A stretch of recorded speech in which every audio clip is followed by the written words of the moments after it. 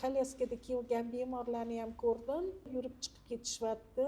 Men bo'yin sohasidagi grija va bel grijasi bilan keldim. Oshqozon osti bezlari, keyin o'tfiy qiyshayshi bor edi, oshqozon muammolari, jenskiy muammolar bor edi, mochegoniy. Siydik uncha yaxshi tutolmasdim. 3-4 marta turardim. Oyoq qo'l uvishishlar bor edi. Qattiq qaltirab bosh aylanishi bilan keldim. Miyaga qon yaxshi o'tmasdan yetaklab olib kelishdi. Lecheniya qilishga tushishdi. O'sha birinchi kundan boshlab ketayotganimda yurib chiqib ketdim. O'sha qaltiroqlarim qolib, ancha davleniyalarim tushdi. Mana 5 kun lecheniya oldim. Rahmat, ancha yaxshiman. Menga juda ham yoqdi. Yana kelmoqchiman. Kolyaskada kelgan bemorlarni ham ko'rdim. Ancha yaxshi bo'lib, yurib chiqib ketishyapti.